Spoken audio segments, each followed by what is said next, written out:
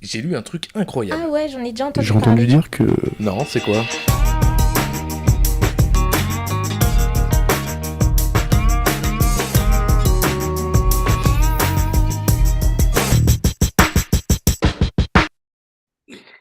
Stéphanie, bonjour.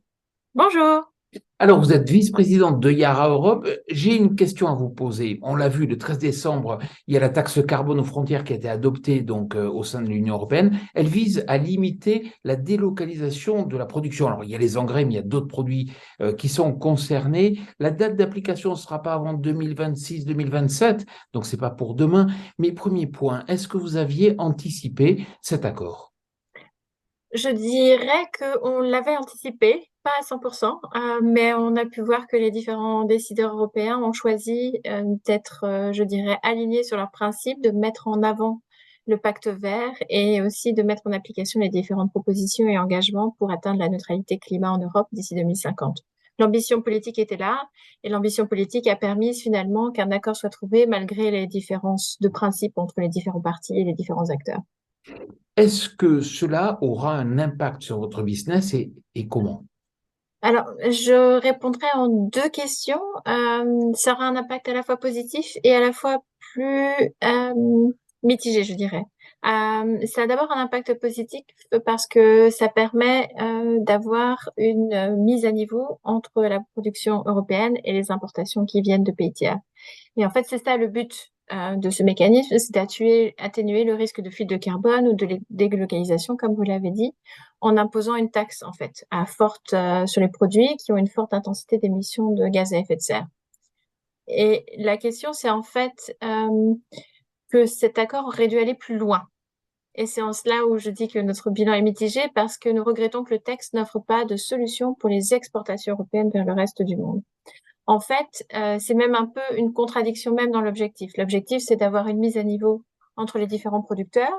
Donc, ça met à niveau entre les producteurs européens et les importateurs, mais pas entre les producteurs européens qui, comme nous, Yara, exportons vers le reste du monde. Alors que c'est un enjeu majeur, en fait. L'industrie européenne des engrais exporte environ 12 millions de tonnes d'engrais chaque année vers les pays tiers. Et Yara, comme vous pouvez le savoir, nous sommes un des acteurs majeurs et le plus gros producteur d'engrais en Europe.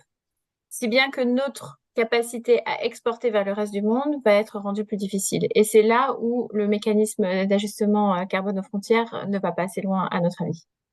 Alors, une question pour les agriculteurs. Mhm. Est-ce qu'on peut anticiper qu'une telle mesure peut avoir au minimum un risque de hausse des prix des engrais, voire de pénurie? Alors, sur la pénurie d'abord, je dirais avant tout que il n'y a pas de risque de pénurie à envisager. Et d'ailleurs, permettez-moi de faire une parenthèse sur le contexte actuel. Même dans un contexte comme aujourd'hui, qui est très difficile, nous avons honoré toutes nos commandes ces 12 derniers mois, malgré une situation fortement perturbée par la guerre, malgré la crise énergétique et malgré les sanctions européennes légitimes sur les acteurs économiques russes et biélorusses. Donc ça, c'est important, je pense, de le dire. Pas d'impact sur la disponibilité. En ce qui concerne le prix, il est possible qu'il y ait un impact, mais celui-ci sera progressif. Comme vous l'avez dit, le mécanisme d'ajustement carbone aux frontières ne sera pas mis en place avant 2026, avec une mise en place totale en 2034. Et cela est dû au fait que le mécanisme d'ajustement carbone aux frontières va progressivement remplacer les quotas d'émissions dans le cadre du système européen d'échange des quotas. Et c'est vrai que dans le système européen d'échange des quotas, aujourd'hui, le prix du carbone lié à la production des engrais n'est pas pris en compte.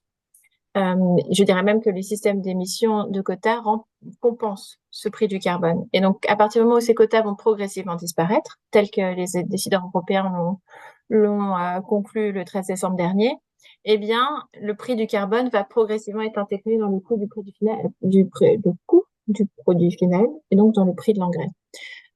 Après, je tiens à dire que les décideurs européens ont bien conscience de cet impact sur la chaîne de valeur, sur le secteur agroalimentaire, sur les agriculteurs eux-mêmes.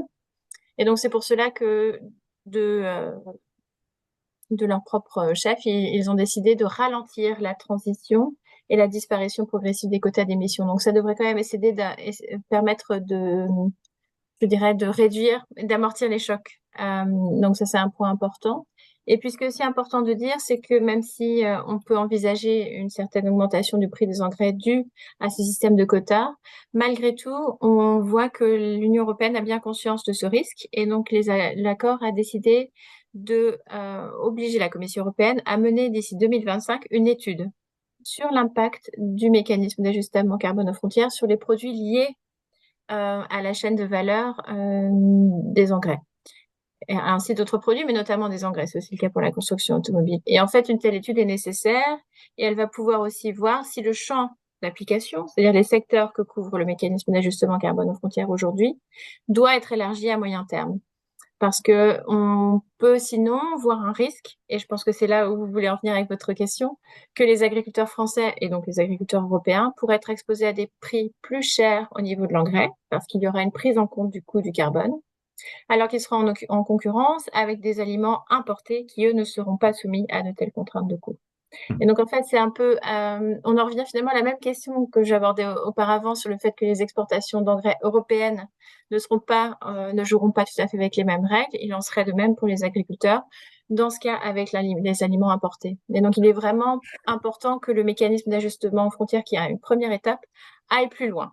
Et donc, la phase de transition à partir de 2026 sera vraiment une phase décisive pour voir comment est-ce que le mécanisme fonctionne et où est-ce qu'il est perfectible. Et clairement, sur la question des exportations, il est perfectible.